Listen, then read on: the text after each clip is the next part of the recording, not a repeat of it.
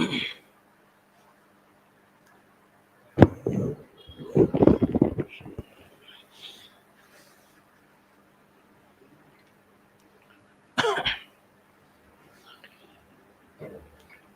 باللہ من الشیطان اللعین الرجیم بسم اللہ الرحمن الرحیم الحمد للہ رب العالمین الصلاة والسلام علی اشرف الانبیاء والمرسلین سیدنا و نبینا و شفیع ذنوبنا ابی القاسم محمد اللہم صل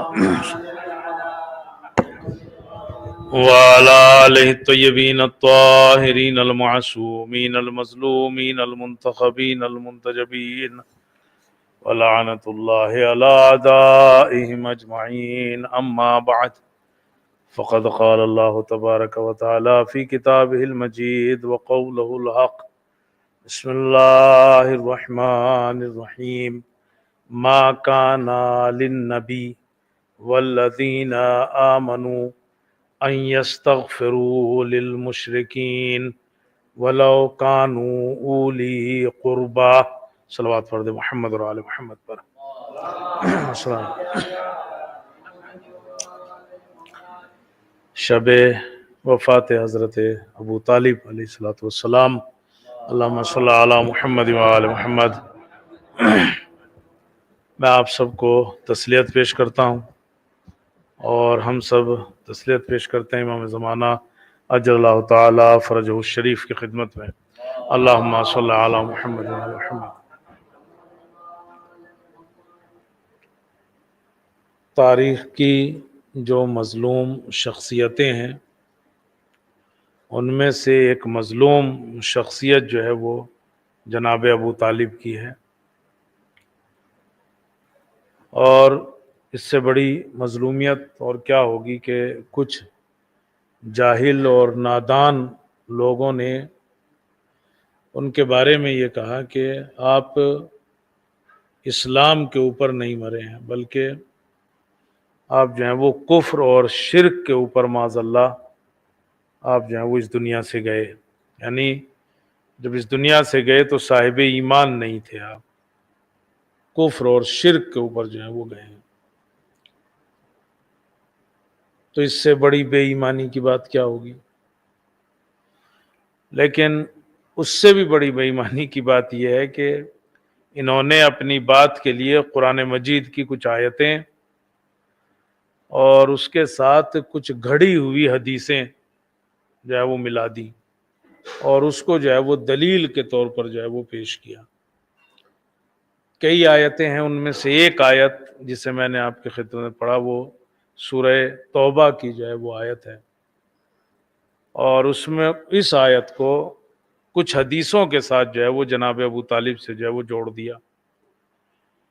آیت یہ کہتی ہے ما کان للنبی، نبی کو یہ حق نہیں ہے، والذین آمنوا، اور ان لوگوں کو کہ جو ایمان لائے، یعنی نبی اور مومنین کو یہ حق نہیں ہے ان یستغفروا للمشرکین، کہ وہ مشرکین کے لیے جو ہے وہ استغفار کریں، اللہ سے ان کے لیے طلب مغفرت کریں۔ یہ نبی کو اور مومنین کو حق نہیں ہے کہ ان کے لیے ایسا کریں۔ وَلَوْ كَانُوا أُولِي قُرْبَى، چاہے وہ ان کا رشتہ دار ہی کیوں نہ ہو۔ اور اب یہ آیت جو ہے وہ جوڑ دی کہ یہ جناب ابو طالب کے بارے میں ہی، کہ اگر رسول اور مومنین کو یہ حق نہیں ہے کہ وہ ابو طالب کے لیے جو ہے وہ طلب مغفرت کرے۔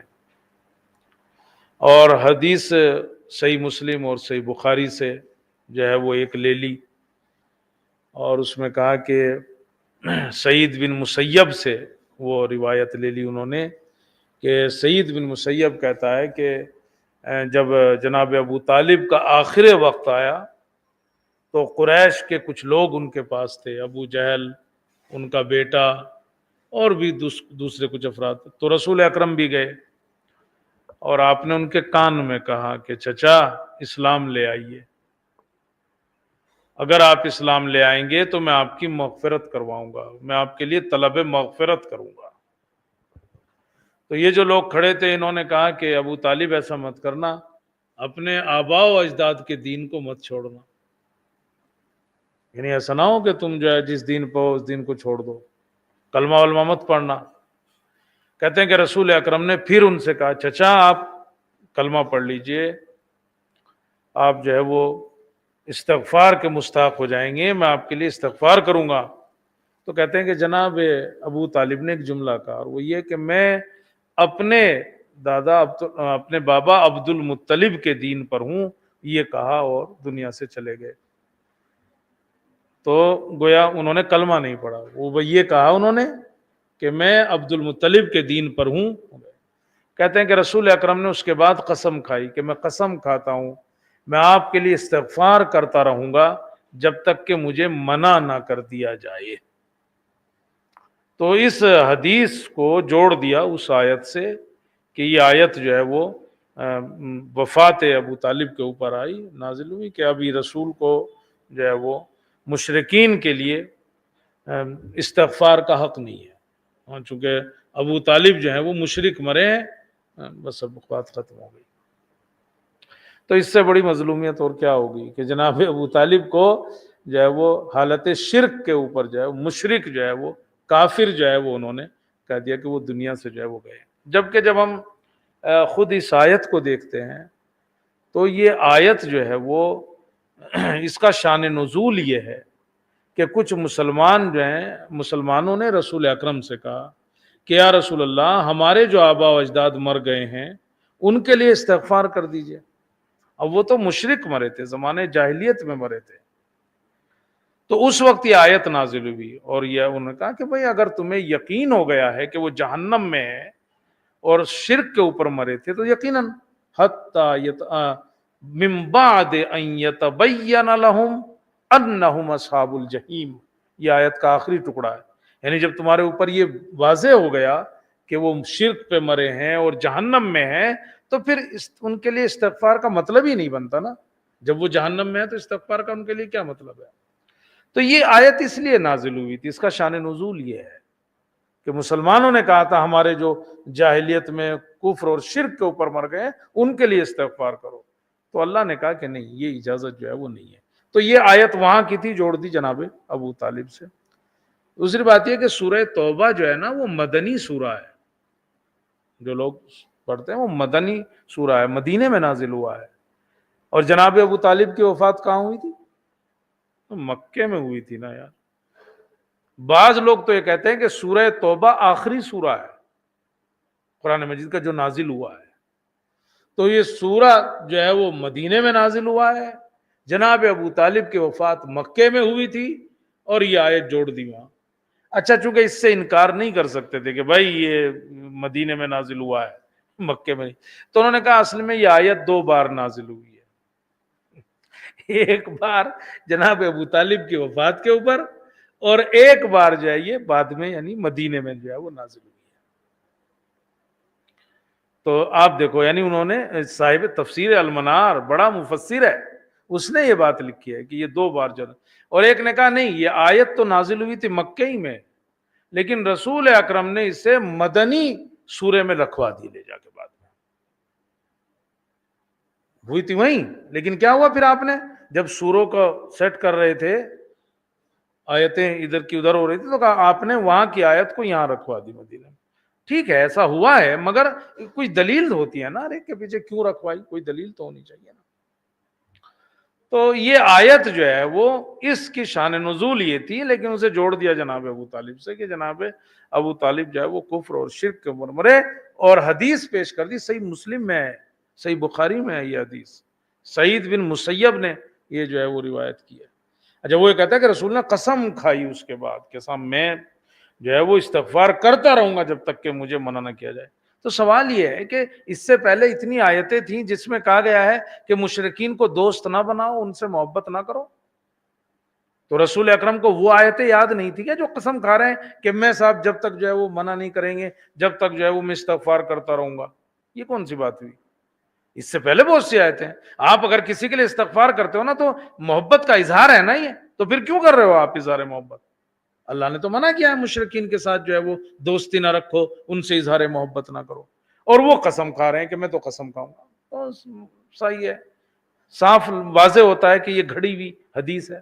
اور پھر سعید بن مسیب جو ہے وہ علی اور اولاد علی کا دشمن تھا، وہ دشمن تھا ان کا۔ واقدی نے یہ لکھا ہے کہ امام سجاد کی نماز جنازہ ہو رہی تھی اور اس نے نماز جنازہ نہیں پڑھی اور بہانہ کر کے وہاں سے جو ہے وہ چلا گیا، یعنی اتنی دشمنی تھی اس کو۔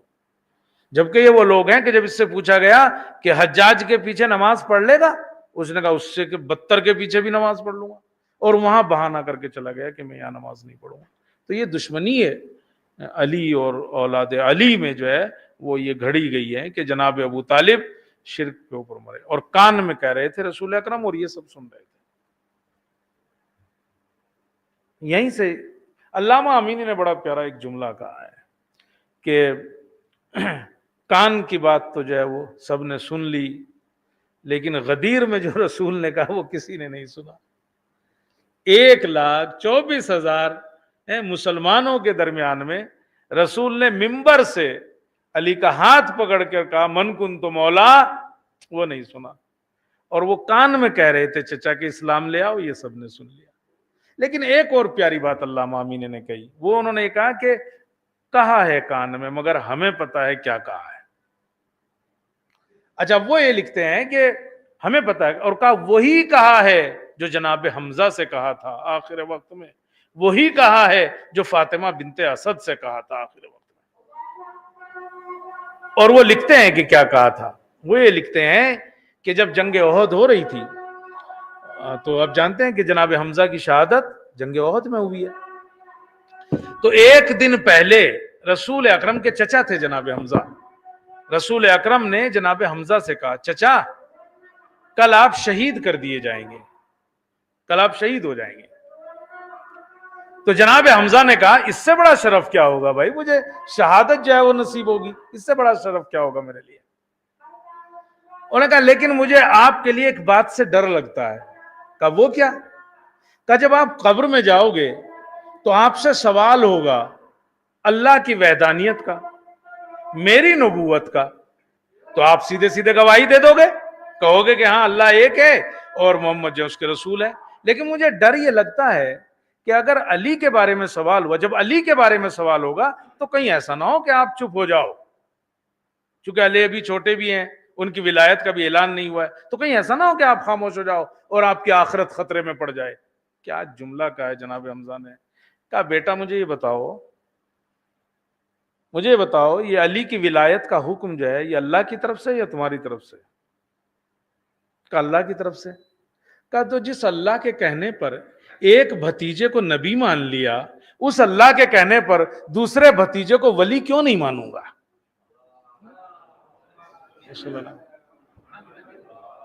دونوں بھتیجے ہیں نا، رسول اکرم بھی بھتیجے ہیں، علی بھی بھتیجے ہیں جناب حمزہ کے۔ تو کہا ایک اللہ کے کہنے پر تمہیں نبی مان لیا تو اس کو وسیع اور ولی ماننے میں مجھے جو ہے وہ کیا خرابی ہے؟ تو کہا میں یہ کہوں گا۔ تو علامہ امینی کہتے ہیں کہ جو جناب حمزہ کے کان میں کہا تھا نا، وہی ابو طالب کے کان میں کہا، اور کہا یہی فاطمہ بنت اسد کے کان میں کہا، اس لیے کہ روایتوں میں ملتا ہے جب جناب فاطمہ بنت اسد کو قبر میں لٹا لیا تو اس کے بعد رسول اکرم نے کہا ابن کے۔ اب جب سب ہو گیا تو لوگوں نے پوچھا یا رسول اللہ یہ آپ کیا کہہ رہے تھے؟ کہا ہاں بھائی، جب فاطمہ بنت اسد سے اللہ کے بارے میں پوچھا گیا انہوں نے گواہی دی، جب میرے بارے میں پوچھا گیا گواہی دی، لیکن جب ان کے بیٹے کی بات آئی کہ تمہارا وصی کون ہے، خلیفہ بعد رسول کون ہے، ولی رسول جو ہے وہ کون ہے، تو وہ تھوڑا شرما رہی تھی۔ تو میں نے کہا ابن کے، کوئی اور نہیں، وہ تمہارا بیٹا علی ہے۔ اللہم صلی اللہ علیہ وسلم۔ تو کہا جناب ابو طالب کے کان میں، علامہ امینی کہتے ہیں کہ جناب ابو طالب کے کان میں کہا تو ہے مگر وہ نہیں جو تم کہہ رہے ہو، وہ یہ کہا ہے انہوں نے کہ ابو طالب میری نبوت کی گواہی دے دو گے، اللہ کی وحدانیت کی گواہی دے دو گے، لیکن ہاں ایک معاملہ اور ہے، تمہارے بیٹے کی وصایت کے بارے میں بھی پوچھا جائے گا تو اس میں بھی کہنا کہ وہ علی کی ذات گرامی ہے۔ تو ان لوگوں نے یہ حدیث گڑھ دی اس آیت کے نیچے صاحب جو ہے وہ کہ سعید بن مسیب نے جو ہے وہ کہا کہ وہ رسول اکرم نے جناب ابو طالب کے کان میں کہا اور انہوں نے نہیں مانا، لہذا وہ جو ہے کفر کے اوپر جو ہے وہ مرے۔ تو اس سے بڑی مظلومیت کیا ہوگی کہ بے ایمان ثابت کر رہے ہیں اور اس کے ساتھ ساتھ قرآن مجید اور احادیث رسول جو گھڑی گئی ہیں ان کا جو ہے وہ سہارا لے رہے ہیں، جبکہ جب ہم قرآن مجید کو اگر ہم دیکھیں، خود قرآن مجید کو، تو بہت سی آیتیں ہیں جن کا جواب نہیں ہے ان کے پاس، اور ان سے ثابت ہے کہ جناب ابو طالب جو ہے وہ مومن تھے۔ سورہ آل عمران کی جو آیت کریمہ ہے، بسم اللہ الرحمن الرحیم، وَلَقَدْ مَنَّ اللَّهُ عَلَى الْمُؤْمِنِينَ إِذْ بَعَثَ فِيهِمْ رَسُولًا مِنْ أَنفُسِهِمْ لَقَدْ مَنَّ اللَّهُ عَلَى الْمُؤْمِنِينَ، اللہ نے مومنین کے اوپر احسان کیا ہے۔ کیا احسان کیا ہے؟ إِذْ بَعَثَ فِيهِمْ رَسُولًا مِنْ أَنفُسِهِمْ، کہ جب اس نے انہی مومنین میں سے ایک کو رسول بنا کے بھیجا، من انفسہم، جو انہی میں سے تھا۔ اب سوال یہ ہے لقد من اللہ علی المومنین، تو وہ مومنین کون تھے بھائی کہ جن میں سے نبی آیا ہے؟ کون تھے وہ مومنین؟ اور کم سے کم 3 تو تھے، چونکہ عربی میں مومنین کم سے کم 3 مومن تو رہے ہوں گے۔ تو بتائے کوئی صاحب مفسر، کوئی یہ بات بتائے ہمیں کہ وہ کون مومنین ہیں جن میں سے رسول کو بھیجا گیا، اور اللہ نے جن مومنین کے اوپر جو ہے وہ احسان کیا، کون سے مومنین ہیں وہ بتائے تو ہمیں صاحب۔ آپ یہ صحائح ستہ لے لو، احادیث کی جتنی بھی کتابیں ہیں، بتائیں ہمیں۔ ان کے بعد کی کتابیں لے لو، موطا ابن مالک لے لو، وہ ہمیں بتائے کہ سلسلہ احادیث نبویہ جو ہے وہ البانی کی کتاب ہے، وہ ہمیں بتا دے حدیث کی کتابیں۔ وہ اگر نہ بتا سکتی ہوں، تاریخ کی کتابیں ہمیں بتا دے، تاریخ دمشق ابن عساکر نے جو لکھی ہے وہ ہمیں بتا دے، تاریخ بغداد جو خطیب بغدادی نے لکھی ہے وہ ہمیں بتا دے، وہ مومنین جو ہے وہ کون تھے۔ ذہبی نے تاریخ اسلام لکھی ہے، وہ ہمیں بتا دے کہ وہ مومنین کون تھے۔ تو نہ تو حدیثوں کی کتابوں میں اس کا جواب ہے، اور نہ صاحب جو ہے وہ تفسیروں میں کہیں اس کا جواب ملتا ہے کہ لقد من اللہ علی المومنین۔ وہ مومنین تھے کون کہ جن میں رسول کو بھیجا، من انفسہم، جو انہی کے نفسوں میں سے تھا۔ تو تمہارے پاس اس کا جواب نہیں ہے، اس کا جواب ہمارے پاس ہے۔ وہ 3 مومن کون تھے کہ جن میں رسول آئے؟ وہ 3 مومن کوئی اور نہیں تھے، جناب ابو طالب تھے، امام علی تھے، اور جناب خدیجہ تھے۔ یہ وہ لوگ تھے۔ تم نہیں بتا پا رہے ہو، یہ تو طے ہے نا کہ مومنین میں سے نبی کو جو ہے وہ بھیجا، تو وہ کون مومنین ہے تم بتاؤ ان کو۔ اور جناب ابو طالب صرف مومن نہیں بلکہ گزشتہ نبیوں کے وصی تھے۔ نبیوں کے بعد جو سلسلہ چلتا ہے نا، نبی نہیں ہوتا لیکن اس کے بعد اس کے وصیوں کا سلسلہ چلتا ہے، ان کے جانشینوں کا سلسلہ چلتا ہے۔ جناب عیسیٰ سے لے کر رسول اکرم تک 600 سال کا فاصلہ ہے، 600 سال۔ ان 600 سال میں کوئی نبی کیوں نہیں ہے؟ کون وصی ہے؟ کون وصی ہے ان میں؟ یا تو کوئی نبی بتاؤ، نبی نہیں تو پھر وصی ہے، تو کون ہے وہ وصی؟ وہ جو اوصیاء ہیں نبیوں کے، وہ کون ہیں؟ تاریخ تو چپ ہے، یا تو پھر ہمیں بتاؤ کہ وہ اوصیاء کون ہیں۔ لولا الحجہ لساخت الارض، اگر حجت خدا زمین پر نہ ہو تو یہ دنیا ساخت ہو جائے گی۔ تو بتاؤ تو ہمیں، دنیا ساخت نہیں ہوئی، دنیا گری نہیں، دنیا ختم نہیں ہوئی، اس کا مطلب کوئی حجت خدا ہے، کوئی وصی ہے، اور وہ کوئی اور نہیں ہے سوائے اس سلسلے کے، یا جناب ہاشم ہیں، یا جناب عبد المطلب ہیں، یا جناب ابو طالب ہیں، یا جناب عبداللہ ہیں۔ صلوات پڑھ دے محمد اور آل محمد پر۔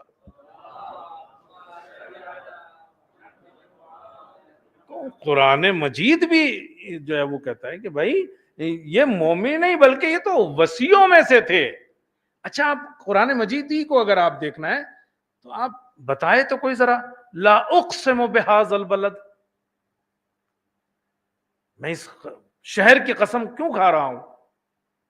اللہ نے بلد، سورہ بلد ہے نا، مکے کی قسم کھائی ہے، لا اقسم بہذا البلد، میں اس مکے کی قسم کھا رہا ہوں، نہ کھاتا میں مگر کھا رہا ہوں۔ کیوں کھا رہا ہوں؟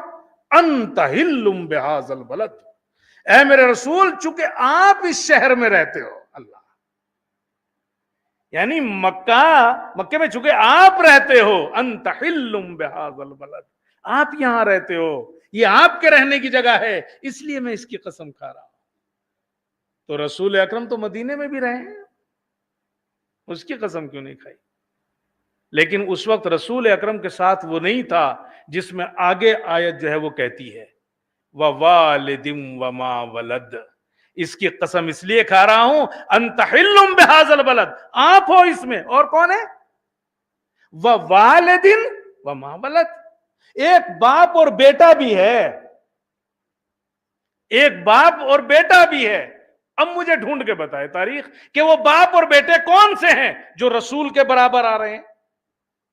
اللہ یہ کہہ رہا ہے نا آپ کی وجہ سے قسم کھا رہا ہوں، تو ایک تو آپ اور کون؟ وَوَالِدٍ وَمَا وَلَدَ، ایک باپ اور بیٹا، تو یہ باپ اور بیٹے رسول کے برابر آ رہے ہیں بھائی، ان کی وجہ سے قسم کھائی جا رہی ہے، تین کی وجہ سے۔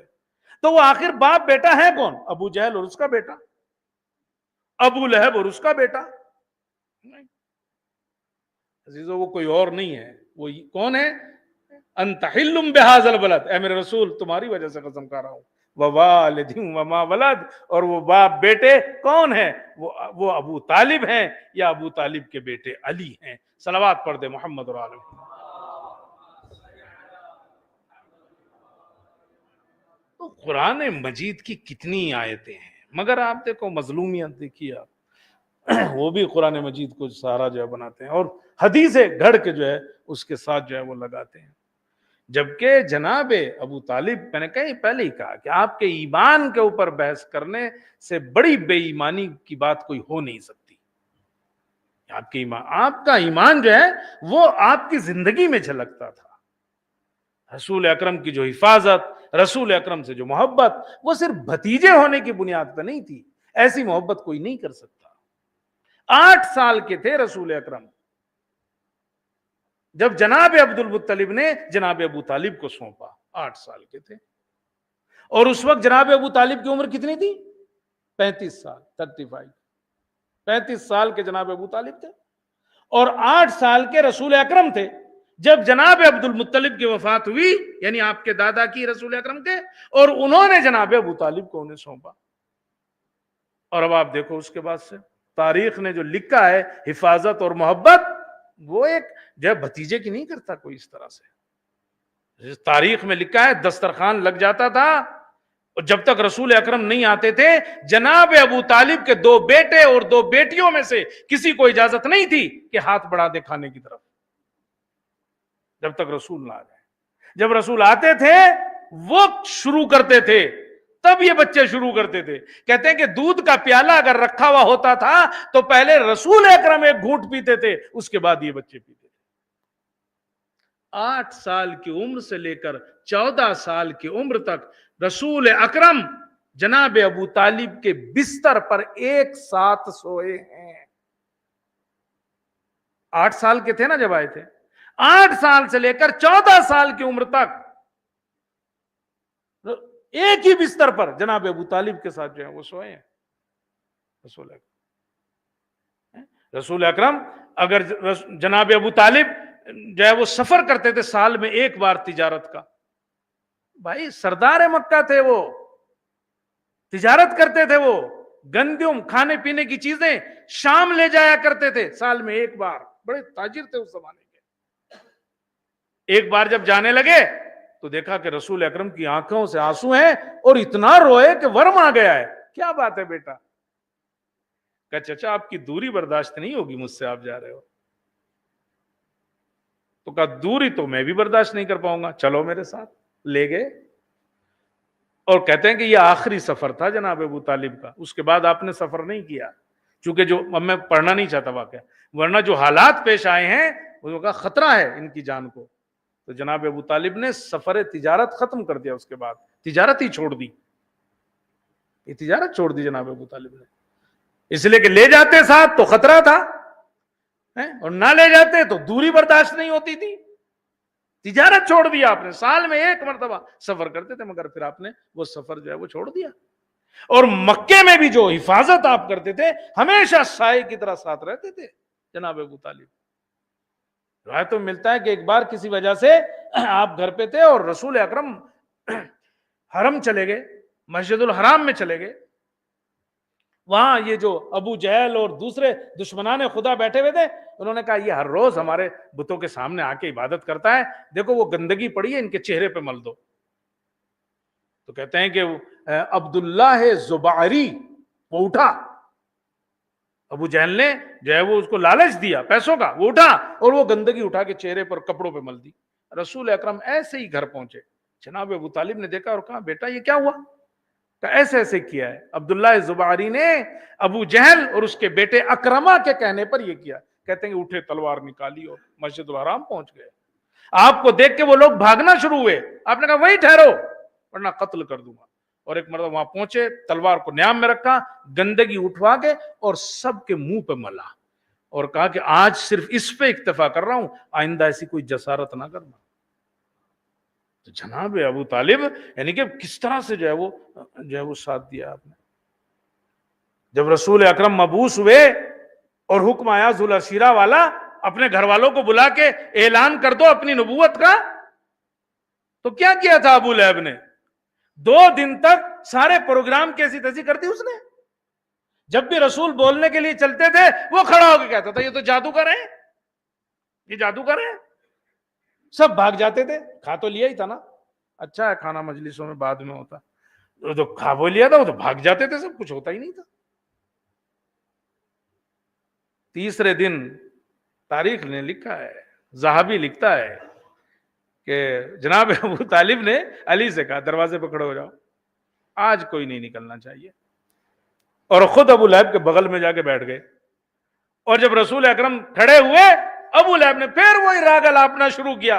کہتے ہیں آپ نے کندھوں پہ ہاتھ رکھ کے دبایا کہ اب تم یہاں سے نہیں اٹھ پاؤ گے, اور تم ہی کیا کوئی بھی یہاں سے نہیں نکل سکتا جب تک کہ میرا بھتیجا اپنی بات مکمل نہ کر لے, کوئی تم میں سے یہاں نہ اٹھے. غیظ و غضب کے عالم میں کا اتنا روب تھا جناب ابو طالب کے چہرے پر, کسی کی ہمت نہیں ہوئی پھر اس کے بعد کچھ بولے.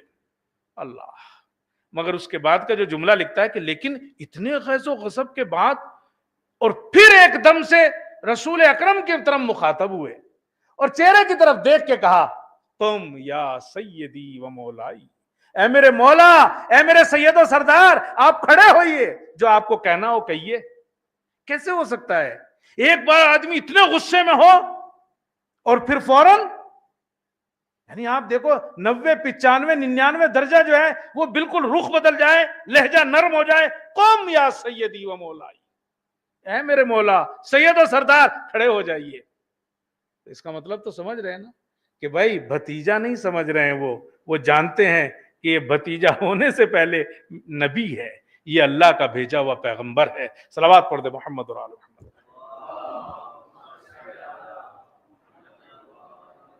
تو ان کی زندگی میں ایمان جھلکتا ہے بھائی, اس کے لیے کسی دلیل کی جو ہے وہ ضرورت نہیں ہے.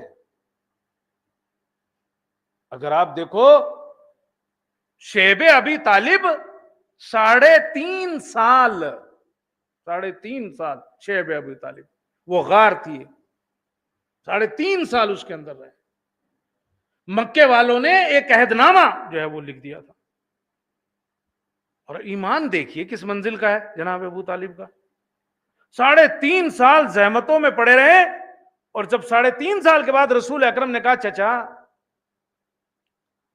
وہ جو عہد نامہ لکھا ہوا ہے اسے دیمک چاٹ گئی ہے, ختم ہو گیا پورا, سب کھا گئی ہے سوائے میرے نام کے. اللہ, صرف محمد کا نام اس کے اوپر باقی. آپ جا کے کہیے ان سے کہ اگر میرا بھتیجا صحیح کہہ رہا ہے تو یہ محاصرہ, یہ جو تم نے بائیکاٹ کر رکھا ہے, اس کو ختم کر دو.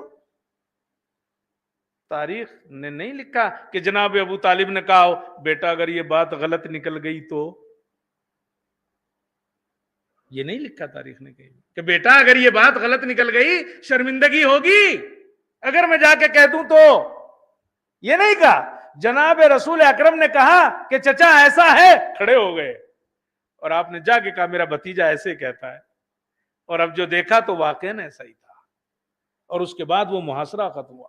جناب ابو طالب 3.5 سال بڑی مشکلات میں گزارے جناب ابو طالب نے.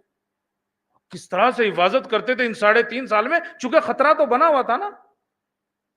بستر کے اوپر جو ہے وہ بستر بدلتے تھے, علی کو رسول کے بستر پر, رسول کو علی کے بستر پر. اچھا یہ بھی عجیب بات ہے, 4 بیٹوں میں سے صرف علی کے بستر پر سلاتے تھے. تو میں جو کہہ رہا ہوں کہ وہ صرف مومن نہیں تھے, وہ وصی تھے, وہ اوصیاء میں سے تھے. کیوں صرف علی کو؟ کیوں جب علی تو امام علی تو سب سے چھوٹے تھے. جناب طالب, جناب جعفر, جناب عقیل ہیں, اور امام علی, تو امام علی تو سب سے چھوٹے تھے.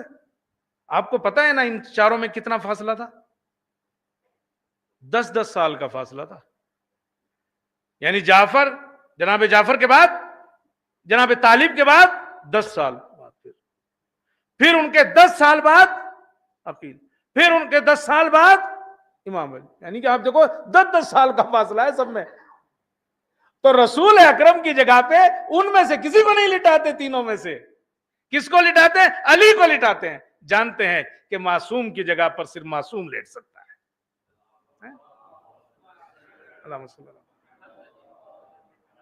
کل اگر کوئی رسول کی جانشینی لے گا تو وہ علی ہوگا, اس کے علاوہ کوئی نہیں ہوگا. تو یہ جو ایمان ہے نا, یہ تو جھلکتا ہے آپ کی زندگی میں بھائی. بھلا کون ایسے کرتا ہے بھتیجے کو بچانے کے لیے بیٹوں کو قربان کرے, بیٹوں کو بچانے کے لیے بھتیجوں کو قربان کرے گا؟ اس کا مطلب ہے کہ بھتیجے کی بات نہیں ہے, وہ بھتیجے کو نہیں بچا رہے ہیں, وہ نبی کو بچا رہے ہیں, وہ اپنے ایمان کو بچا رہے ہیں. اور اس کے بعد ہی بس ختم کرتا ہوں, اور اس کے بعد بھی کوئی نہیں مانے تو ائمہ کی سنت یہ ہے کہ ایسے آدمی کے اوپر ویل ہو, ایسے آدمی کے اوپر لعنت ہو, ایسے آدمی کے اوپر افسوس ہو, اگر اس کے بعد بھی کوئی جو ہے وہ نہیں مانتا, اگر اس کے بعد بھی کوئی نہیں مانتا. مستدرک الوسائل میں محدث نوری نے ایک مکالمہ نقل کیا ہے, ایک گفتگو نقل کی ہے متوکل اور 10ویں امام کے درمیان میں. ایک مکالمہ نقل کیا ہے, بہت سے سوالات ہوئے. ان میں سے ایک سوال یہ تھا کہ فرزند رسول یہ بتائیے کہ جب قیامت میں حساب و کتاب ہو رہا ہوگا تو کیا جنت اور جہنم کے بیچ میں بھی کچھ لوگ ہوں گے؟ دیکھیے سوال سنیے, یعنی نہ جنت میں ہو نہ جہنم میں ہو, اس کے بیچ میں ہے کوئی جگہ جہاں کچھ لوگ ہوں گے؟ تو 10ویں امام نے ارشاد فرمایا, اور کمال کی بات تو یہ ہے کہ یہ جو واقعہ ہے نا وہ جس کے جو کتاب الحج ہے, یعنی جہاں حج کی باتیں ہیں, اس میں لکھا ہوا ہے. اب کیوں لکھا ہے وہاں اس کی وجہ بھی میں بتا دیتا ہوں آخر میں آ کے. تو کیا ان دونوں کے درمیان میں کوئی جگہ ہے جہاں لوگ ہوں گے؟ تو آپ نے کہا اس کا علم اللہ کے پاس ہے. تو جانتے ہیں اس نے کیا کہا پلٹ کے کہا کہ میں اللہ کے علم کے بارے ہی میں تو پوچھ رہا ہوں. یعنی اقرار کر رہا ہے اگر کسی کو اللہ کے علم کا علم ہے تو وہ اولاد رسول ہے, وہ آل علی ہے, وہ آپ ہیں جو جانتے ہیں اللہ کے علم کے بارے میں. تو کہا اسی علم کے بارے میں تو پوچھ رہا ہوں, اللہ کے علم کے بارے میں. اور پھر خود ہی کہنے لگا کہ لوگ کہتے ہیں کہ جنت و جہنم کے درمیان میں ایک جگہ ہے جہاں جناب ابو طالب ہوں گے.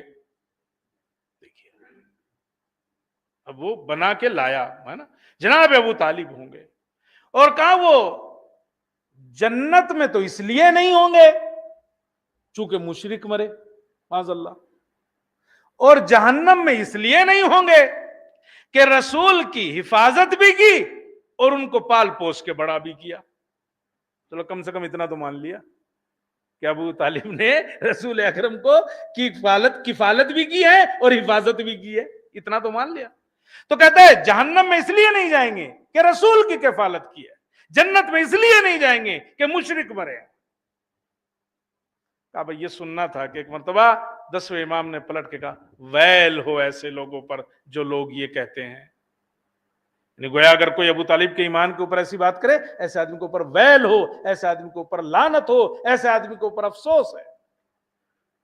اور پھر آپ نے پلٹ کے کہا کہ اگر پوری دنیا کا ایمان ایک پلڑے میں رکھ دیا جائے اور ابو طالب کا ایمان دوسرے پلڑے میں رکھ دیا جائے ترازو کے، لرجحا ایمان و ابی طالب، تو ابو طالب کا جو ایمان ہے نا، وہ جو پلڑا ہے وہ بھاری ہوگا۔ تم کہاں کی باتیں کر رہے ہو؟ ان کے ایمان کی بات، پوری دنیا کا ایمان ایک طرف۔ رسول اکرم کے یہ جملے جو ہے نا، وہ یا تو جناب ابو طالب کے لیے ملتے ہیں یا علی کے لیے ملتے ہیں۔ امام علی کے لیے بھی رسول اکرم نے کہا کہ اگر ساتوں زمین اور آسمان کے رہنے والوں کا ایمان ایک پلڑے میں رکھ دیا جائے اور علی کا ایمان ایک پلڑے میں رکھ دیا جائے تو مضبوط، وہ پلڑا جو ہے وہ بھاری ہوگا۔ تو تاریخ میں یا باپ کے لیے ملا ہے یا بیٹے کے لیے ملا ہے۔ تمام خلائق کا ایمان جس کے لیے کہا گیا وہ جناب ابو طالب ہیں، ساتوں زمین و آسمان کے ایمان کو جس کے لیے کہا گیا وہ علی ہے۔ کتاب الحج میں کیوں ہے مگر یہ بات؟ بس 2 منٹ دیجئے، کتاب الحج میں کیوں ہے یہ بات؟ کتاب الحج میں اس لیے لکھی ہے انہوں نے یہ بات کہ امیر المومنین نے کہا کہ میں اپنے بابا ابو طالب کی طرف سے حج کرتا ہوں ان کے نیابت میں، یعنی ان کی نیابت میں حج کرتا ہوں، ان کی نیابت میں عمرہ کرتا ہوں، اپنی ماں اور اپنے باپ کی نیابت میں عمرہ کرتا ہوں۔ میں جب کبھی کہتا ہوں نا تو کہہ دیتا ہوں، جب کبھی کوئی بات آتی ہے ہم لوگ بس مجلس بھی کر لیتے ہیں اور بھی کچھ ہوتا ہے، کبھی مشکل سے ہوتا ہوگا کہ 2 رکعت نماز ہدیہ جناب ابو طالب کے لیے پڑھتے ہوں۔ میں یہ نہیں کہوں گا کہ کوئی ہاتھ اٹھا کے کہے کہ آج میں نے پڑھی ہے، لیکن سوال تو چھوڑ سکتا ہوں کہ آج شب وفات پہ کسی نے 2 رکعت نماز پڑھی ہے کہ میں صاحب ہدیہ کرتا ہوں؟ آپ کو بھی حق ہے یہ پوچھنے کا کہ آپ نے پڑھی ہے کہ نہیں۔ یقین مانیے اگر نہ پڑھتا تو نہ کہتا۔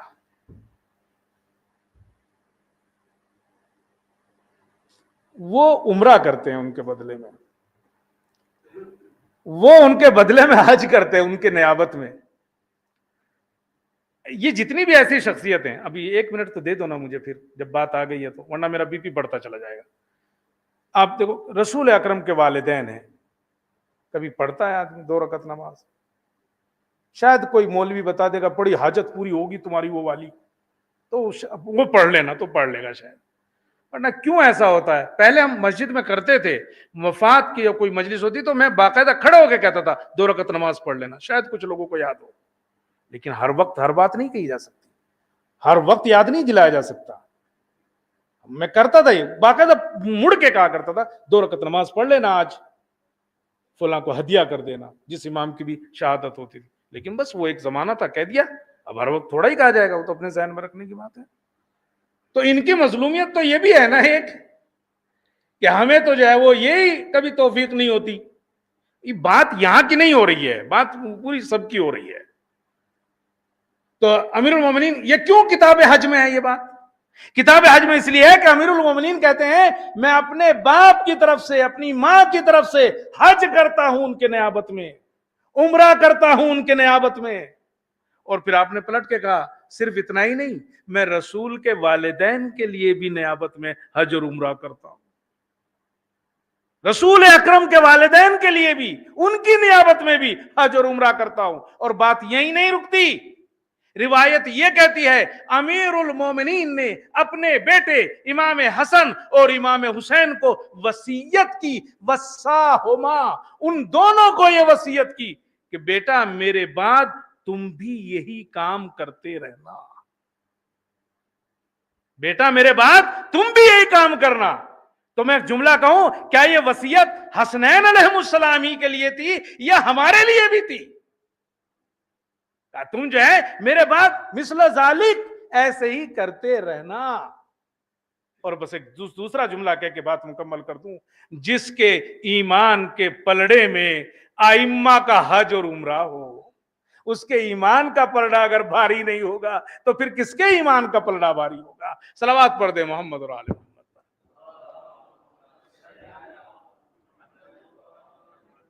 3.5 سال شیب ابی طالب میں رہے، اور وہ بہت سختی کا زمانہ تھا جناب ابو طالب، جناب خدیجہ کے لیے، کھانے وانے کو بھی کچھ نہیں ملتا تھا، بائیکاٹ تھا۔ اور آپ جانتے ہیں، کہتے ہیں کہ گھاس کھاتے تھے، گھاس کبھی کبھی، بعض تاریخوں میں لکھا ہے کہ جس میں ہراپن دکھائی دیتا تھا، یعنی گھاس کی وہ ہریالی وہ دکھائی دیتی، اتنے کمزور اور نہیں بھی ہو گئے تھے یہ لوگ۔ اور جب یہ محاصرہ ختم ہوا 8 مہینے 10 دن اس کے بعد جناب ابو طالب زندہ رہے، 8 مہینے 10 دن اس کے بعد زندہ رہے، لیکن بیماری، تکلیف، کمزوری، یہ سب اتنی جناب ابو طالب کے اوپر جو ہے وہ غالب آ گئی تھی کہ بس اس سے زیادہ نہیں جی سکے۔ کہتے ہیں کہ ایک وقت آیا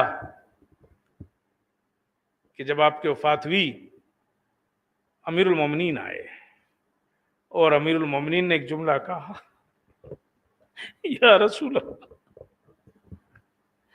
میرے بابا کا انتقال ہو گیا۔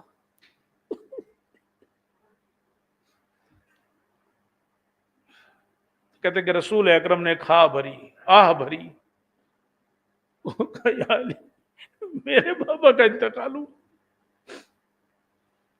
ابن عباس نے پوچھا کہ جناب ابو طالب کو جو آپ کے ساتھ کچھ کیا انہوں نے، اس کے بدلے میں کیا ہوگا آخرت میں؟ کہا کل الخیر، ہر خیر انہیں ملے گا، ہر خیر ملے گا۔